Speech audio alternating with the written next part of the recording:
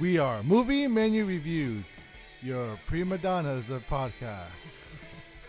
On today's menu, we'll be doing a double feature review of Red Sparrow and Death Wish. Stay tuned.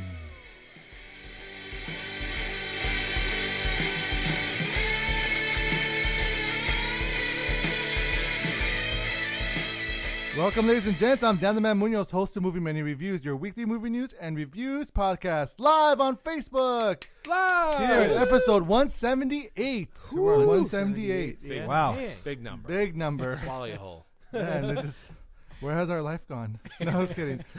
Joining us today is actor, writer, soon-to-be director, Christopher T. Wood. Thank you for being on the show. Thank you very much. Thank you very much for having me Welcome on the back. show. I love it. Love being here. We love you having you here.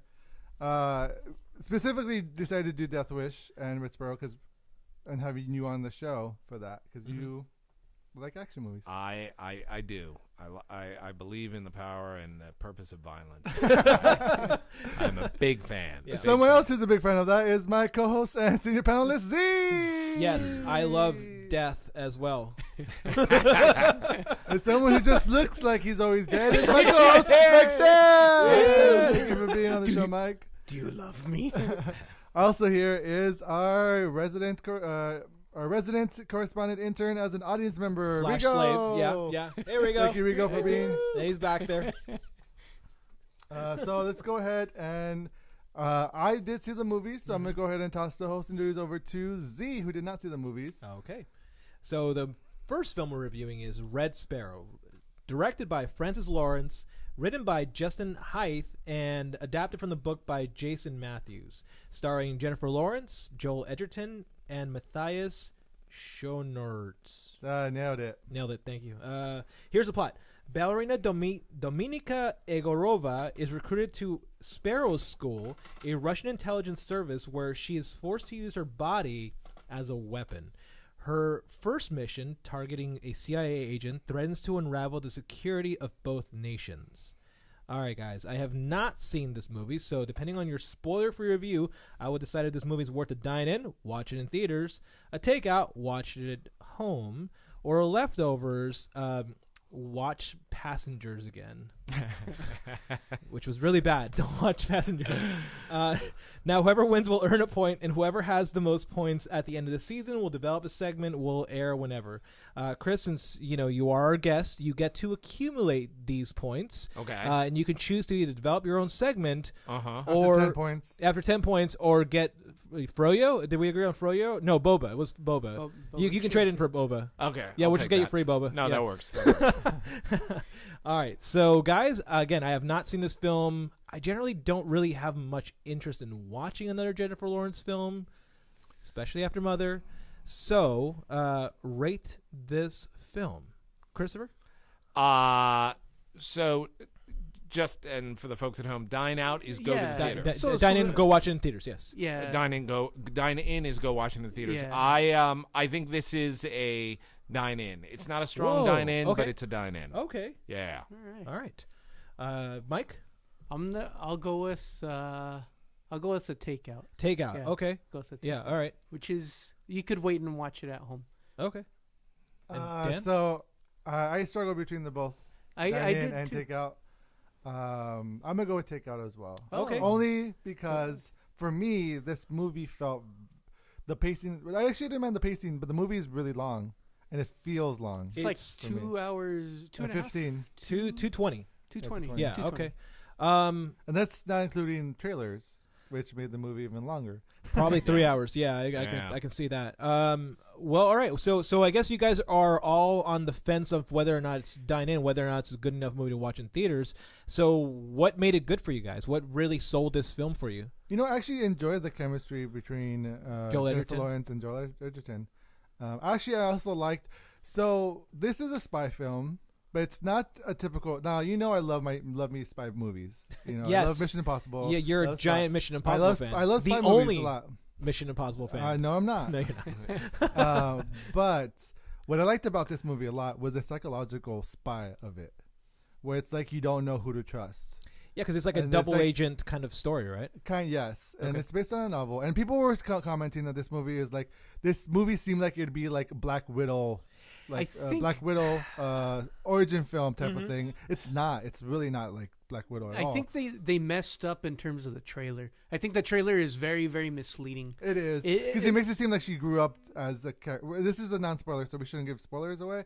But it makes it seem like she grew up in this world. I believe in the trailer it hints that she didn't. I think that's where the No, from I the think trailer. the that I trailer see- makes it seem like she grew up in. Oh, like, okay. a No, spy. I didn't get that impression at all. Christopher? There's points in an actor's life, and Jennifer Lawrence is at that point where when she goes in, she's one of the actors. She's not going to mail it in. So you see that on the screen. This is a full effort for her to develop something. The one part about this film that I may pull back from that I think is not helpful. There's a lot of, and you'll see this in any Hollywood film where it stars the current ingenue of the day, a lot of shots of her walking across the street, walking indoors, walking back across the street, looking really good. And that doesn't, it's interesting from an eye candy standpoint, and one could argue, why am I hiring Jennifer Lawrence if I'm not going to show her strutting across the street with long legs and looking good? But it didn't serve the piece at all. Yeah. So I was a little worried about 3/4 of the way through that she was losing her status as the main character. And that concerned me because the title is Red Sparrow. I want to see me some Red Sparrow. Yeah. I was pleased in the end that it came through. Listen, the reason I say you want to go see this in the theater, this is not part of this. Go back to the long looks of her crossing the street. That's a big part of this film. It is moving that character and her physicality across the screen and in the adventures that she has. So the theater will give you that, and your home TV, or God forbid your computer, or please tell me no, your phone, you're not going to get it. It's just going to be, a whatever film that you could have watched anything else. Do you feel like the meandering camera? This is directed by Francis Lawrence, who directed the Hunger Games series. Do you feel like that was an issue with the film, where it focused too much on her sensuality, her body, instead of focusing on the character Let's building? get what the movie is about. It's about her sensuality. Yeah, that's what I assumed the character was about. There is that, but even as the start, if you look at her class of people, the Red Sparrows are a variety of individuals. Some good-looking women, some not so good-looking women, some men. So it wasn't required that she be attractive at all times. And I actually think, I know this is going to be a sacrifice, one of the reasons I find Jennifer Lawrence is interesting in her films is she's not that attractive. She is not one of those bombshells where everyone in the store would remember when that woman walked in. She can play a person just being there, and you could then hire another actress to stand next to her as the beautiful women. There's women in Hollywood where you couldn't do that. She's not one of those, and I thought, particularly from a spy's perspective, that makes it very interesting. That enables you to cause trouble because you can move this person very close to wherever you want them to do. If your spy is 6'1", Right, gorgeous, unstoppable, everyone will remember where they were when they saw her every single time they saw her, and that wouldn't serve the movie. And I totally agree with that point, because for me, it made it seem like most spy films are like beyond reach. It's very fantastical. It's very not realistic. Where this film, like, I bought it. Like, I bought the spyness of it and the more psychological aspect of it as well. It's not like she learned karate in one day and now can kick ass. No, there's like, she has to be strategic about her movements and what she does, and really thoughtful and thinking and playing a character, and so I like that believability about it as well. Yes, and from the practicality standpoint, if you are a government agent or a government worker for the U.S. in Moscow, and a woman 6 foot tall who's gorgeous comes up and expresses interest and says she works for the newspaper, you know, this is Moscow. You know what's going on. This is not legit. So you do need people to look like they're a librarian, look like they're a researcher, and I thought Jennifer Lawrence does that. Okay. So... How did you guys feel about Joel Edgerton? For me, he's kind of been. He's pretty much a hit most of the times he's on screen. He has had some misses. How do you think he performed next to Jennifer Lawrence? That's where I really felt they had the biggest advantage. The two of them working. These are two very good actors. They worked well together. They were well matched physically. They looked like they might get involved with each other without being. You know, it wouldn't be a stretch for Tom you to believe Cruise it. and anybody else. Exactly. He looked like someone that might get sent into that environment. So he did a very good job. And as I said, the only concern I had, particularly I thought it would be a shame in this Me Too moment that society's going through, is that the hero status got transferred too far into it. I mean, you can't save Jennifer Lawrence. Like, Jennifer Lawrence needs no saving. Yeah. You know, and her character should need no saving. Right. So it was in that sense, I thought he was great. He was perfect for it. Had they gotten who's the guy from Call Me by Your Name or Armie Hammer, or anyone who looks like they could quit acting and become a model, right. You have a different film. Yeah. And Joel Edgerton doesn't look like that. He doesn't have that. He has the classic everyday everyday man. And that can get you along. Tom Hanks has made a nice career off of that. You know, absolutely. He's won 2 Oscars. Yeah, he has. Armie Hammer was in The Man from U.N.C.L.E., which was another Cold War spy film. Yeah. How was the story in this film? Like, it is a spy film, so we expect twists. We expect double crossing. Did you feel like the movie was a cliche in its approach of the spy film, or do you think it was more natural? Well, I thought it was well done. Obviously, they have the difficulty of Red Sparrow. Women use their bodies to coax information out of men. Mm-hmm. You anticipate a lot of fake orgasms being displayed on screen, and that sexuality. Sure.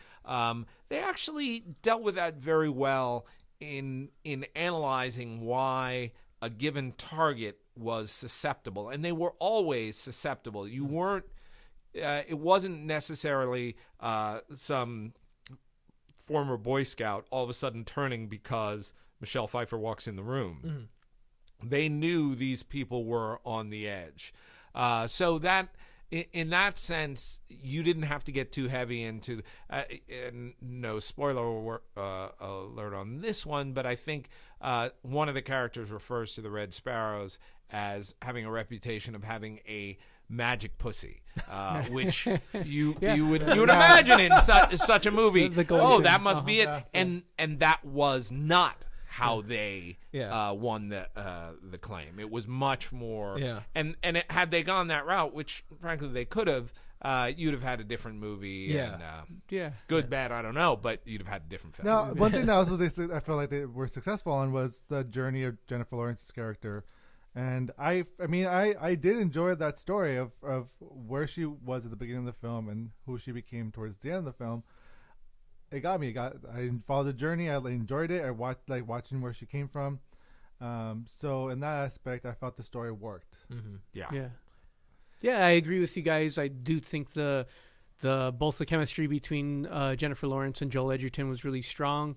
They're they're very convincing in terms of the positions that they're in. I think what kind of took away the film for me was I felt like there was a lot of meandering in the beginning. So specifically, there's like the whole Red Sparrow school that you see it in the trailer. It is in the trailer, yeah. And I feel like it kind of verges on like it verges on caricature, kind of like it kind of reminds me of this very old like a Monty Python sketch of like, this is how you teach sex in school. Actually, you're very right. And I think if you compare and contrast that with the French film La Femme Nikita. Okay. And you have the moment where the main character in La Femme Nikita she's now into school, and one of the things she's learning is how to use charm to, and they get seduce or get information, and they get one of the top. It's a classic French actress, and she has 25 seconds to explain why what she is going to teach will work, and you get the sense, okay, that person knows miles about converting someone using sensuality and charm. And frankly, the Russian school looks like the Russian school of love. I mean, you're like, did this ever work? You know, again, what their targets, though, and I thought this is what made it realistic, their targets were susceptible. They were faulted characters that could be taken advantage of. But if you compare it, contrast it with La Femme Nikita, you're like, oh, if she sat down in a room for a couple of weeks with that woman, when she came out, she would know some stuff. Gotcha. And you would never be safe around her.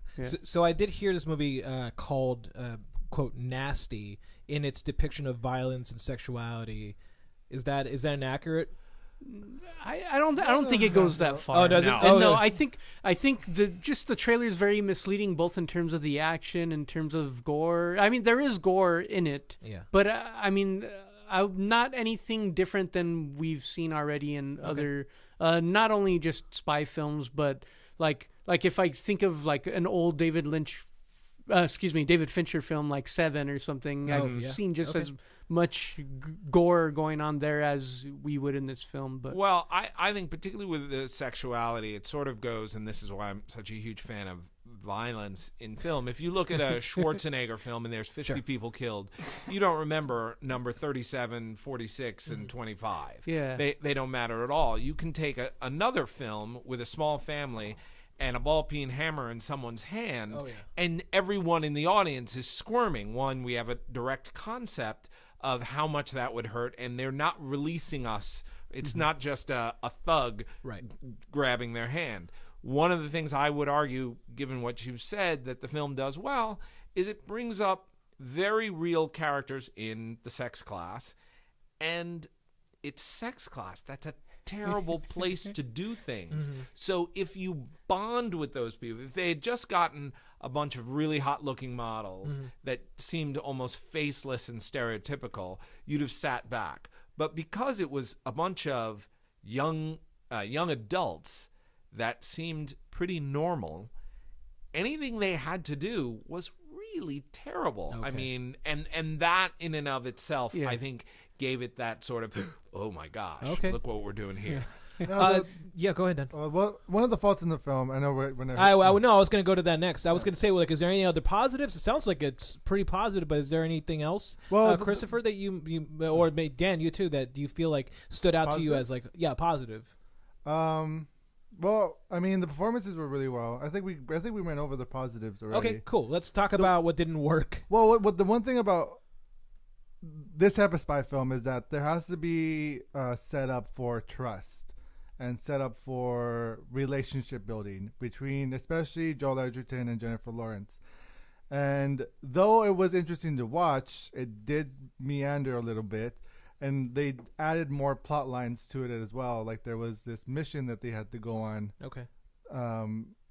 That made the movie feel longer than it should have, I guess, in my opinion.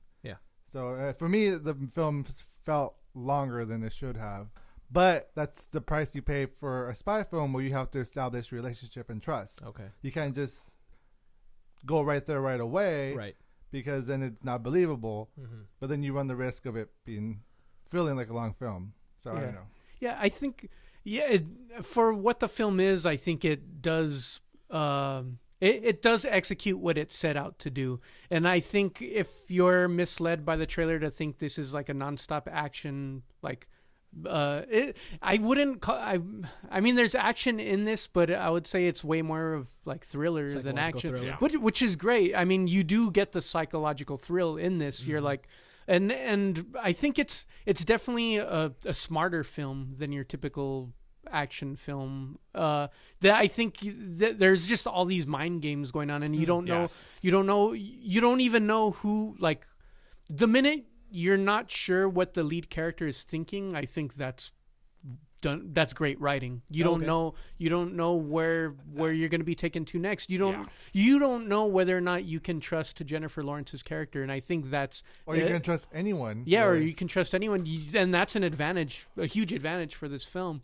Well, the one, and I don't know Soviet life, but the one institutional sort of block for me was the fact that what they were being asked to do or forced to do, whichever way, was terrible. I mean, this is not fun.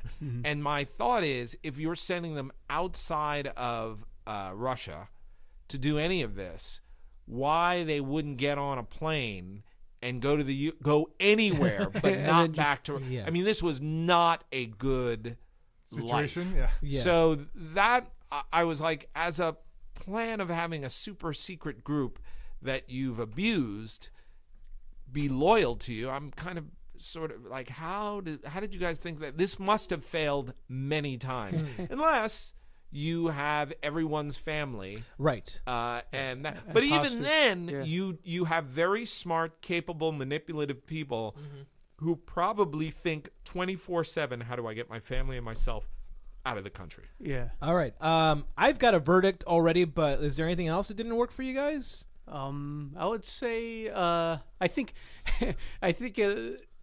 I don't I'm not Russian, but I think You're not? what? Surprise, surprise. I don't have any like close like Russian family members or anything, but I don't know if it's kind of like caricature Russian-y as well, like very like The accents in the very, trailer very, did look I mean, a little... it's very like stoic and gloomy all the time, and that, like I think that's the image that's constantly conjured up every time you think of like a Russian character. Yes. and I think that is kind of one of those things that hurts this film is that caricatureness, and I think that shows most in like I would say the first half of the film, basically like the school session. But I understand like in a situation like that why it would be so gloomy. Of course, they're not going to be cracking jokes in a sex school or as Jennifer Lawrence's character calls it, like the school for horrors. School for Horrors, and You know. and it's you bring up that point. One thing that was not developed in the film at any point in time is why anyone would be loyal to Mother Russia. Yeah. Because Mother Russia is cruel, and you don't have, they don't ply them with amazing apartments or lives. Like, you're not living a good And life. they're not rich or anything. They're not rich. Yeah. They're not, I guess you are powerful and honored, but I wouldn't understand why anyone was a patriot. And in fact, thinking back on the film, I don't know that there were patriots. There were self-interested characters, but there was no, look, Russia is the way it goes, and I don't think anyone was like that. No, I have a question. Did you guys enjoy the ending? That's all I want to say. okay. Yes, without spoilers, please. Yeah. So it's like more of a yes or no question. Yeah, more of a yes or no. I enjoyed it. I enjoyed the ending. I enjoyed the ending. I breathed a sigh of relief because I wanted the movie, again, not without spoiler, the movie is Red Sparrow. I'm like, It had best be about Red Sparrow. Gotcha. Okay. So that was my. I was happy about that. All right. I think I've got a verdict. I'm gonna go with Christopher on this one. Okay. I really feel like honestly, my biggest hurdle was getting over the Jennifer Lawrence hump of like, I really don't want to see her again on screen. Again, Passengers was a pretty terrible experience for me to watch. I was like, why am I watching this? So I think I might want to go check this one out. So I'm gonna rate this a dine in. Watch it in theaters. I'm gonna go watch this. It seems like a fun spy flick, and the fact that Christopher didn't actually like try to rewrite it. Because a lot of times you come on the show, we're like spitballing, like how do you rewrite this film to make it better? Yeah. You're a hard person to please in the violence department. So you liked it. I'm going to watch it. Yep. Okay. Yeah, it was good. Congrats. Yeah, congrats. You're the only one who gets a point for this. Woohoo! You get no points. So make sure you adjust your docket over there. All right, so All right, we're back to Dan. we're going to go ahead and go over to the next review. Hang on.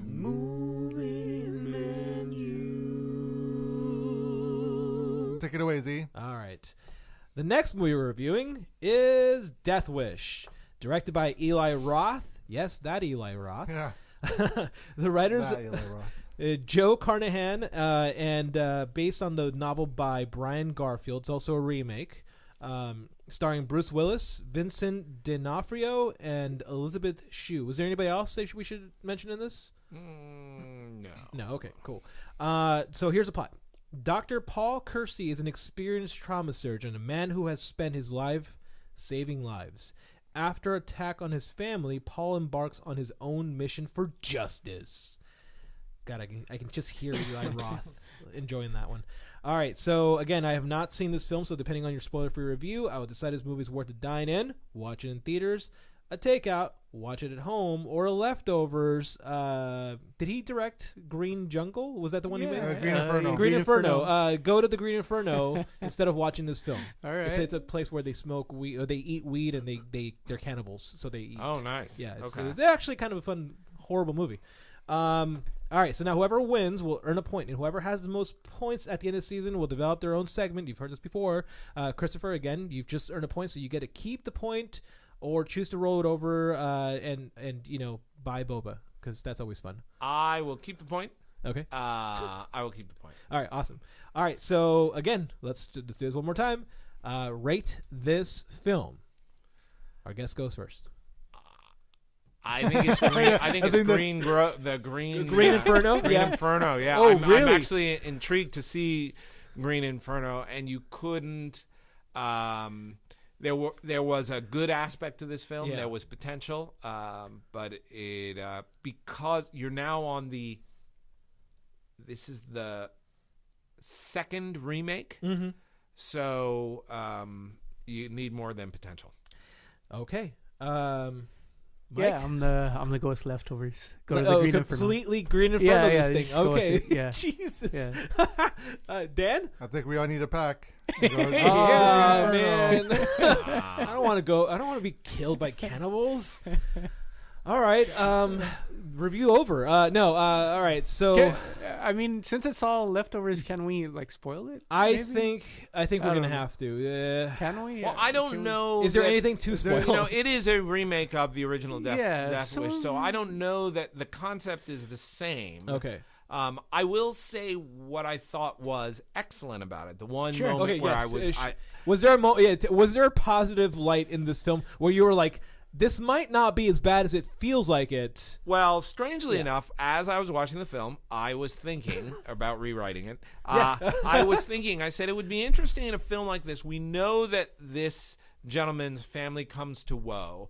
And usually in such films, they come to woe by page 10, and then Yes. journey is started. Right. And I said it would be interesting if you had a film where you had a longer the journey was interspersed with the getting to know of the family. So you had about 50%, and you could really bond with that family. So therefore, when he loses his wife and child, You feel justified. It's not just a pretty woman and an adoring, Right. cutesy kid. Yeah. Having said that, they really took the time to develop the mother and daughter, and the mother and daughter. Which are the best things of it. Yes, when they come to woe, is very Hitchcockian. It's very. They put you in a room and you know something's gone wrong, and they don't release it. There's not a lot of even the contact between the ne'er-do-wells and the family. It's not graphic or glamorous or shirt tearing, but it's skeevy, and it's the situation you don't want to be in for any circumstance. So that point, I was really sitting on pins and needles. Okay. And then one of my favorite actors and one of the more talented actors in Hollywood took over the film, and I don't know if it was his choice or the production's choice, but it was a dead performance. And it was a dead performance because I believe in order to sell this film, they said, we want that devil may care, yippee-ki-yay motherfucker Sure. Expression, which would never come for a man whose family had been assaulted. Okay. That's just not that moment. Yeah. So every time you do that, you feel very comforted. Bruce Willis is there and he's going to kick ass. You forget about the dead people. I mean, that's a big disconnect, and that's where I think this film left me. Okay. I understand that. Okay. Going out like shooting random shots, hoping it hits the right person. Really?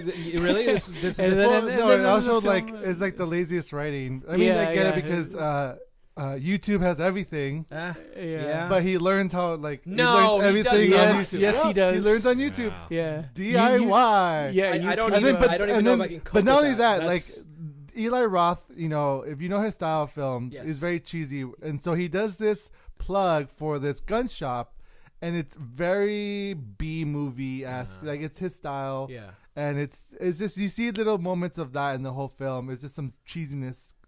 It's like I don't feel like okay, so Sylvester Stallone was supposed to direct this originally, Yeah. and he left the project, and they got Oh. Eli Roth to do it. Oh. I'm like, Wow. I don't know why Eli Roth wanted to do this movie. The movie's very pro NRA. I could imagine people having a gun and pointing to the movie and saying "See." Right. See? Well, that was the fear when this movie was starting to be announced. Is that there was I think the Las Vegas shooting going on. Yeah, So yeah. it was is this the right time for that? And of course, the answer is no. It's never the right time as long as the message is clear. And I believe when Punisher the TV series came out, people were talking about is it glorifying violence, and the actor came out saying no. And in fact, it focuses on PTSD. It focuses on the issues that we need to talk about with ex-veterans. So this movie clearly is a pro NRA movie. I wouldn't call it a pro NRA movie, but I will say this: if as a fan of violence, Yeah. if you're going to kill 11 people and you've never killed, then there should be a different Polaroid picture of Right. you with each killing, because there would be. Right. You're now becoming something else. Yeah. Yeah. And He's like the luckiest guy ever. he was on, He he was is. on from the get go. yeah, he was yeah. never. There's no where he went back into his apartment. Was like, what am I? What have I doing? done? Yeah. He's like, yeah, I know what I'm doing, and And maybe I'll do it again. And there's a scene in the trailer where he's Yeah. talking to a psychologist, and And he's like all smiling. smiles. Yeah. Yeah, it's just like that's how he was. So he was No always a remorse, nothing. sociopath. That's they ever actually he's- established that he may have just been a sociopath to begin with. They did. They Well, they- referenced a very strange thing. They they said tried to he and his father fought, right? Yeah. Yeah, that's right. But also, yeah. they try to do it through the eyes of the brother as well. Like you see the brother's reaction to him. Yeah. I know this is a double feature. It's like the double feature of Creepy Uncles, I think. Oh yeah, Vincent yeah, too. D'Onofrio and the uncle in Red Oh. Sparrow, both, which we didn't mention in Red Sparrow. Okay. But yeah. But Vincent D'Onofrio, his performance is really strange. In this. Yeah, he's like the. I almost felt like he was the one that would have sent the people in to kill the family. That's, Actually, I swore that was what was going to be. Me too. It That's was what I one of thought those, because the way they made Vincent D'Onofrio's character Thanks was. for spoiling it. No, I don't care. I don't No, care. no. No, they didn't even. They didn't even don't dance crack. in that No. direction. But That would have been good. But so Bruce Willis is like a successful doctor. Yeah. But Vincent D'Onofrio is like this ex-criminal or ex-con, and like Who's Donna's- his uncle? well, who's his I brother? don't even know. brothers? He's just. He's just down on his luck. I Yeah, don't know he's if down he's an on ex. his. He's like a Yeah, he's union. an A ex-con. union He was guy. ex-con. Yeah, down on his Oh, luck. okay. And you're borrowing right. money from Bruce Willis. Okay, do you find out why they killed the family? Is that a thing? Does that matter? It doesn't matter. You see it. Oh, okay. I mean, there's no. I You mean, just see it. It's what It's happened. it's a random- robbery. Shit goes wrong.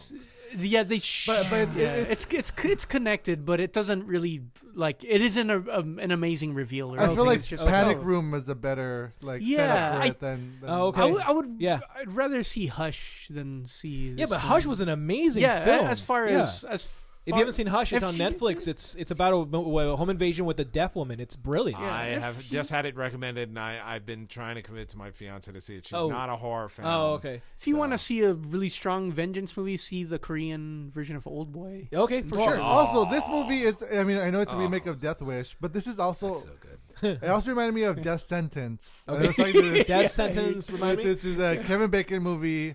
The same situation happens to him where there's like a robbery or his family gets murdered, except for his youngest son who's in the hospital, and he like takes it upon his own hands to go find the killers. And That stuff. was an acknowledged remake of Death Wish. Yeah. I mean, that's what they said. So this is now That's the second funny. time that they've done it. Okay. So and that's that was a much interesting. better. That was a much better film. I think that they had an opportunity. They did have several opportunities to make a great film in this. If they would have just extended that beginning, like you were mentioning, of the home invasion, if that could have been the whole film.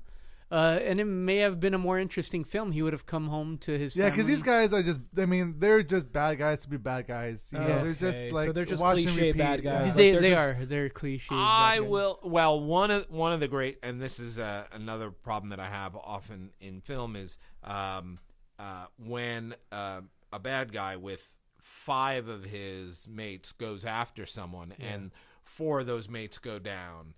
You'll almost rarely see that bad guy, who's now lost 80% of his army, change. They're still cocksure and happy, and you see a lot of that in this film. And you're kind of like, according to the plot of the film, you weren't expecting to kill anyone the first time, and now you can stand by as 4 of your tougher guys go down, and you're not afraid.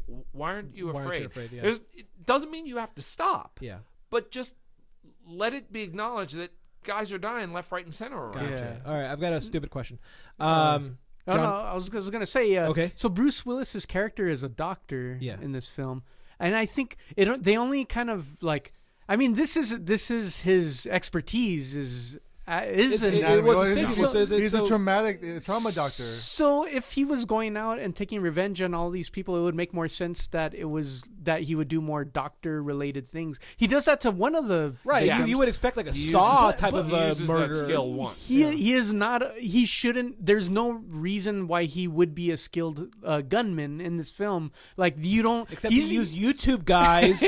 He's never been a gun owner. Like up until after that happens, I shot a gun before, and it took me like I tried to shoot a cabbage like 6 feet away, and it took me about half an hour, and unlimited ammo. It was pretty ridiculous, but my point is that's not an easy feat for it is not for any in real life, and so I don't know, and certainly not with the pressure of. I'm going to be the prime actor here. I'm initiating this, or and that's very difficult. Again, he was. I think it's a question of licensing. I know that Bruce Willis, because I've watched a couple of them, has done quite a few films out of New Orleans that are with 50 Cent, they're sort of fun action films. I get it, and that was the performance he brought to this film. Yeah, he did not. I think you needed an actor who was going to allow the reality, because the police also started closing in on him. Yeah, and that, people get nervous when they get a letter from the IRS. That's very unnerving. Mm-hmm. When you're killing people and the cops are starting to suspect you, you're not. These are bad days. Yeah. And therefore, if you can't stop, that's a compulsion that should bleed off of you. Speaking of which, though, the cops' logic was not the greatest of all. It doesn't make any left-handed people. Okay, let's go ahead and get the brother. It's like the South Park episode where the cop is studying a hand. I don't know if you ever saw that episode. No. There's a detective. Oh, it's a tangent, but the detectives in this film are very, very ridiculous. And then in the end, they're at a crime scene and they eat pizza. It's like what? Now I'm satisfied. What is happening? It's very and I don't know. I don't know if they just sort of sat back. If they switched directors, this could be a film built of practicality. They may have gone from having a month to 3 weeks. Sure. Well, the funny thing is, like, get it done. They wanted, on the shortlist was Russell Crowe, Will Smith, Matt Damon, and Brad Pitt. And I guess none of them wanted to be in this movie. And they got Bruce Willis. They got Bruce Willis, who's like doing whatever now. Okay, so I've got. What's your stupid question? Stupid question here. Here we go. You ready for this? Because I know your opinions on this, so I don't know if you've watched this, but John Wick versus Death Wish. Only because I know these two guys didn't like John Wick. The same face of the camera. John Wick would take him out. Okay, John cool. Wick. Yeah, of course. John Wick would take him out. In I'm saying it's movies, not as like. Oh, because I know you two didn't really like John Wick as much. Still John Wick. Okay, good. John Wick. And look at John Wick Right. as an example. Exactly. You have a notoriously, I would argue, somewhat emotionless actor. I mean, this is not an actor who's known for like rage. And yet, with the character that he plays, who's even less, who has less emotion, you see him with every action sequence. He's new. He's different. Yeah. He's more dangerous, more affected, more angry, more concerned.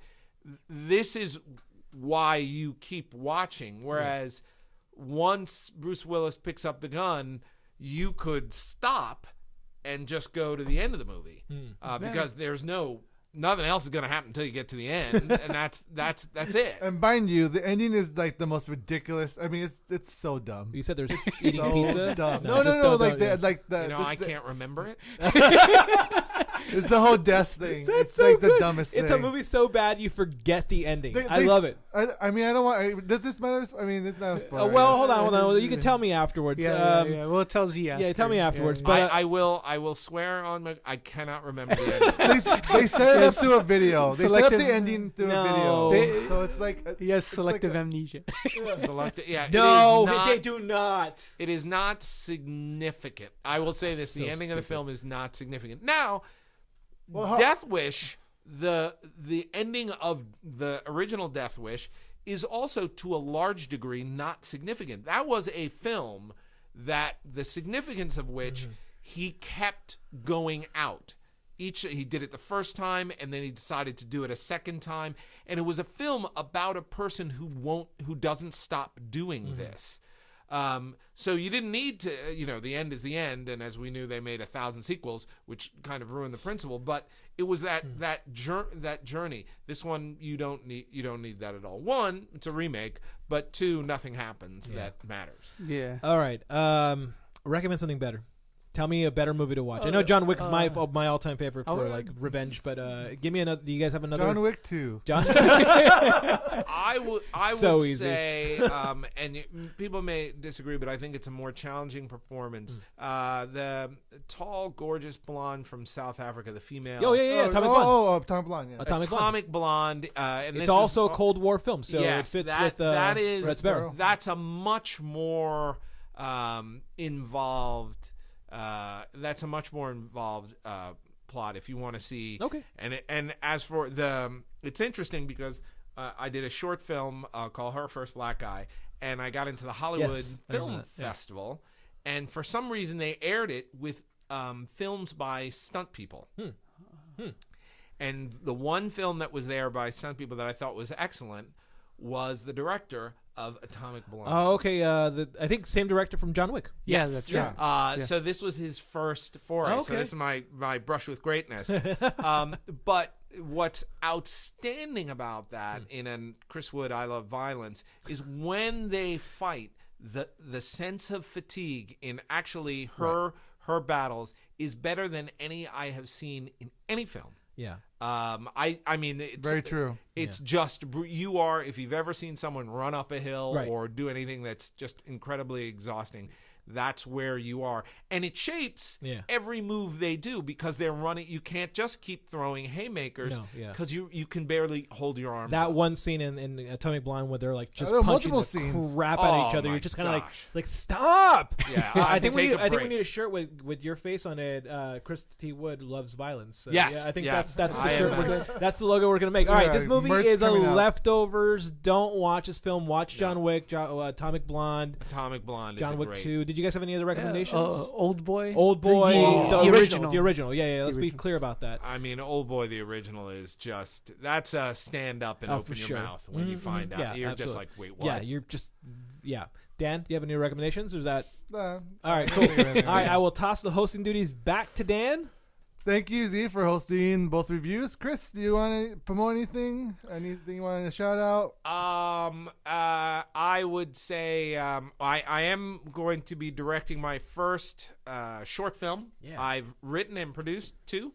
Yay. And I will be directing a short horror film, and it is based on a series of true stories involving myself. Interesting. And what I used to do when I was a young man living in New York and got tired of not being frightened by horror films, I set about to create a situation in which any horror film would have me clinging to the ceiling.